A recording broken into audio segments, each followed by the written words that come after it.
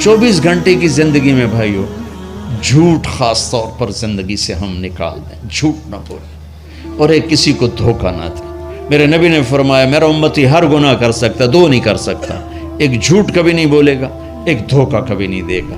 تم جھوٹ نہ بولیں، دھوکہ نہ دیں، ظلم نہ کریں، زیادتی نہ کریں۔ ظلم و زیادتی سے اللہ کا غضب حرکت میں آ جاتا ہے۔ میرے نبی نے فرمایا من آذا ذمیا فقد آذانی، جس نے کسی غیر مسلم کو بھی دکھ پہنچایا تو اس نے مجھے دکھ پہنچایا، جس نے کسی غیر مسلم کو دکھ پہنچایا اس نے مجھے دکھ پہنچایا۔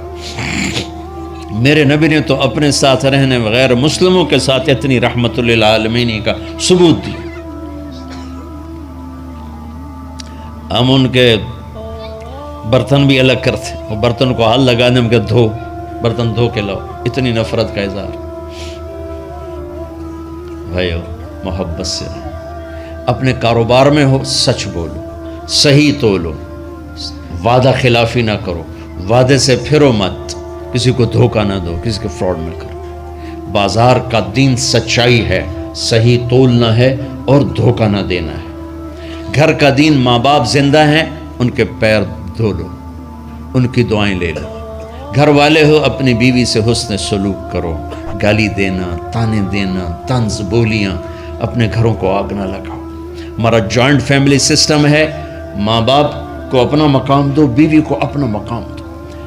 ہمارا سسرالی معاشرہ ظالم ہے، درد سے کہہ رہا ہوں ظالم ہے، ہمارا سسرالی معاشرہ ظالم ہے، چاہے دیندار کہلاتے ہوں، چاہے دنیا دار کہلاتے ہوں، چاہے پڑھے لکھے کہلاتے ہوں، چاہے ان پڑھ کہلاتے ہوں، ظلم ہے۔ میں کہاں سے اس کی تعویل کروں؟ اگر ماں باپ کی طرف سے زیادتی ہے اپنی بیوی کو بچاؤ، اور کہیں بیویاں ایسی زوردار ہیں کہ وہ گھر کو آگ لگانے پر آئی ہوتی ہیں، اگر بیوی زیادتی کرے تو ماں باپ کو بچاؤ۔ یہ تمہارا کام بیچ میں ایک پل بننا ہے، دونوں رشتوں کو جوڑنا ہے۔ جس طرف بہنوں کی طرف سے زیادتی ہے بیوی کو بچاؤ، بیوی کی طرف سے اپنے دوسرے رشتوں کو بچاؤ۔ ہم اس میں افراط ہوتا یعنی کمی زیادتی کا شکار ہیں۔ کچھ ماں باپ کے پریشر میں بیویوں پر ظلم ڈھا دیتے ہیں، اور کچھ بیویوں کے پریشر میں ماں باپ کو ذلیل کر دیتے ہیں۔ یہ دونوں انسانیت سے دور کی چیزیں ہیں۔ بھائیو اپنے نبی کی زندگی پڑھو اللہ کو۔ میرے نبی کی ایک حدیث سناؤں، میرے نبی نے فرمایا یہ جو میرے مدینے والے لوگ ہیں نا، یہ بڑے اچھے ہیں۔ ان کے گھر میں جب کسی کی ڈولی اترے نا تو اسے یوں لگتا ہے جیسے میں اپنے ماں باپ کے گھر ہی آ گئی۔ یہ چند دن پہلے میں نے حدیث پڑھی تو مجھے بڑا مزہ آیا کہ میرا تو مستقل مضمون میں بیان کرتا رہتا ہوں۔ آپ نے فرمایا کہ یہ جو میرے انصار ہیں مدینے والے، ان کے گھر میں کسی کی ڈولی آ جائے تو اسے یوں لگتا ہے جیسے اس کو اپنے ماں باپ اور ساس سسر میں کوئی فرق ہی نہیں نظر آتا، کہ یہ ایسے اچھے اخلاق کے لوگ ہیں۔ چلو اگر یہ نہیں ہو سکتا تو کم از کم یہ نفرت تو نہ ہو، لگائی بجھائی، لڑائی جھگڑے، طلاقوں کی شرح بڑھ چکی ہے صرف زبان کی بدتمیزی پر، صرف زبان کی بدتمیزی پر، صرف زبان کی بدتمیزی پر طلاقوں کی شرح بڑھ چکی۔ بھائیو اپنے اخلاق سے اپنے رشتوں کو جیتو۔ ماں باپ کا دل جیتنا ہے، بہن بھائیوں کا دل جیتنا ہے، اپنی بیوی کا دل جیتنا ہے اچھے اخلاق کے ساتھ۔ بیوی کے ذمہ خاوند کا دل جیتے اچھے اخلاق کے ساتھ، ساس سسر کا دل جیتے اچھے اخلاق کے ساتھ، اپنے بہن بھائیوں کا دل جیتے اچھے اخلاق کے ساتھ۔ میرے رب کی قسم تم چپ رہنا سیکھ لو، عزت تمہارے قدموں میں آ کے گرے گی۔ جواب نہ دو، چپ ہو جاؤ، اللہ عزت تمہارے قدموں پہ لا کے کھڑا کر دو، تمہارے قدموں میں آ کے اللہ عزت کو گرائے گا۔ اولاد کو عزت دو، اولاد کو عزت دو، اولاد کو عزت دو، ان کو ٹائم دو، پھر یہ ساری زندگی تمہارے غلام بنیں گے۔ 3 سال کے بچے کو اسکول میں دھکا دے دیا، آیا تو ٹیوشن والے کے پاس بھیج دیا اور خود اپنے مزے کیے، تو یہ اولاد کبھی تمہاری نہیں ہوگی۔ انہیں ٹائم دو اور اولاد کی خواہشات کا خیال کرو۔ ان پر ایسے ماں باپ ہونے کی ایسی دھونس مت جماؤ۔ آج کل اولاد نافرمان ہے، آدھا قصور ماں باپ کا ہے، آدھا اولاد کا ہے، کہ یہ وہ شفقت اور وہ محبت اور وہ ٹائم نہیں دیتے، اس سے آگے بات خراب ہو جاتی۔ اور ایک بڑا حساس موضوع ہے، رشتے ناتوں میں اولاد کی رعایت کرو، اپنی اولاد کی پسند ناپسند کا خیال کرو، ان پر مسلط مت کرو۔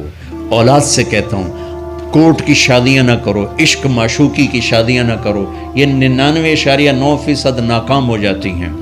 زندگی اور چیز ہے، عشق معشوقی اور چیز۔ اپنے ماں باپ کی دعائیں برکتیں لے کر شادی کرو۔ لیکن ماں باپ سے کہتا ہوں اگر کہیں بچی کہہ دے میں نے نہیں کرنی یہاں، تو اللہ کے واسطے اس کی رعایت کرو، اس کو گائے بھینس نہ بناؤ کہ جس قلے نال مرضی جا کے بن چھڑو۔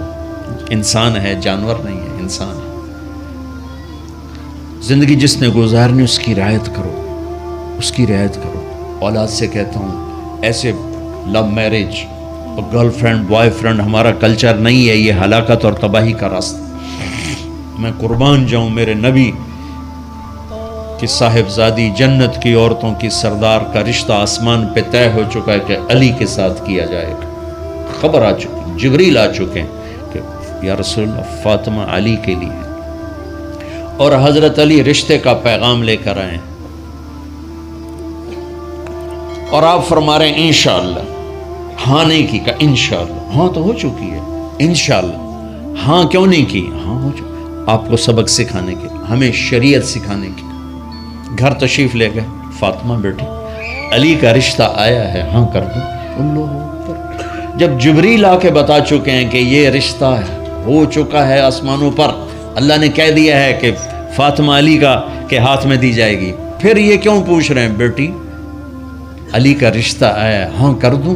ہمیں سکھانے کی کہ کتنی بچیاں سسک کے زندگی گزار دیتی ہیں، ماں پیو زبردستی کر دیتے، کتنے بچے سسک کے زندگی گزار دیتے ہیں کہ ماں باپ زبردستی کر دیتے۔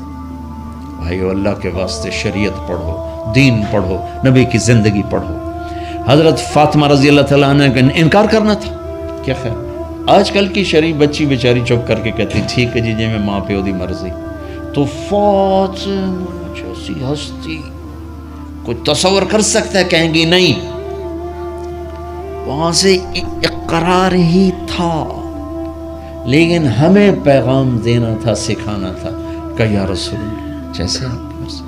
علی جاؤ لوگوں کو بلاؤ، پھر لوگوں کو بلاؤ، پھر آپ نے نکاح پڑھایا، پھر رخصتی ہوئی، بلا کر آپ نے فاطمہ کا ہاتھ پکڑا اور یوں علی کے ہاتھ میں دے کر کہا علی تمہیں نبی کی بیٹی مبارک۔ اور پھر فرمایا فاطمہ مجھے جو سب سے زیادہ محبوب تھا میں نے تیرا ہاتھ اس کے ہاتھ میں دے دیا۔ بھائیو اللہ کے واسطے اپنی قومی زندگی سے نکلو، رواجی زندگی سے نکلو، پنجاب کی زندگی، پٹھانوں کی زندگی، بلوچوں کی زندگی، سندھیوں کی زندگی، یہ بت ہیں، ان کو توڑ کے نبوت والی زندگی، نبوت والی زندگی، نبوت والی زندگی وہ اختیار کریں گے، ہماری عورتیں بھی سکھی، ہمارے مرد بھی سکھی، ہماری اولاد بھی سکھی۔ تو سارے بھائی نیت کرتے ہیں نا اس کی انشاءاللہ، اللہ تعالیٰ ان کی بخشش فرمائے۔ تو آپ بھائیو ایک تو یہاں مرکز ہے اسماعیل، وہاں جایا کرو جمعرات کو، آپ کو فائدہ ہوگا۔ آپ کے پاس مسجد میں جماعت آ جائے، ان کے ساتھ بیٹھا کرو، اس سے آپ کو انشاءاللہ فائدہ ہوگا۔ مہینے میں 3 دن جایا کرو، اس سے آپ کو انشاءاللہ راستہ ملے گا۔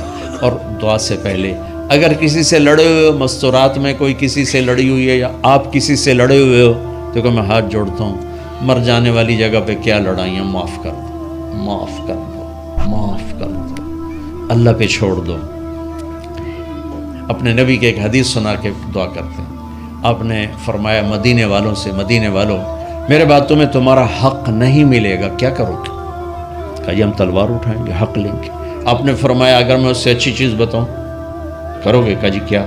کہا حق کے لیے لڑائی نہ لڑنا، چھوڑ دینا، اور حوض کوثر پہ آ جانا، سارے پورے کروا دوں۔ اب یہ وعدہ مدینے والوں کے ساتھ نہیں ہے، یہ وعدہ ہر اس امتی کے ساتھ ہے جو جھگڑے سے بچنے کے لیے حق چھوڑ دے۔ اپنا حق لو، کوشش کرو، لیکن اگر لڑائی کی شکل ہے واپس ہو جاؤ کہ یا رسول اللہ آپ کے حوالے۔ آپ نے مدینے والوں میں ہمیں بھی شامل کیا ہے، جس کا حق مارا جائے اور لڑے نہیں، چھوڑ دے، صبر کر جائے، میرے انتظار کر آنکھیں بند ہونے کا کہ میرا نبی تیرا وکیل ہوگا اور اللہ جج ہوگا، اور ویکھیا فیصلہ کہیں دا ہوندا ہے۔ پھر تم اپنے حبیب کو اپنا وکیل بنا لو۔ اب معاف کر دو، عورتیں بھی معاف کر دیں، آپ بھی معاف کر دیں، گلے لگو، امت بنو، محبت سے رہو، کیا 4 دن کی زندگی میں نفرتوں کی آگ بھڑکانا، محبت کے پھول بکھیر کے چلے جاؤ، کیا ظلمتیں پھیلانا، اپنے حصے کی شمع جلا کے چلے جاؤ۔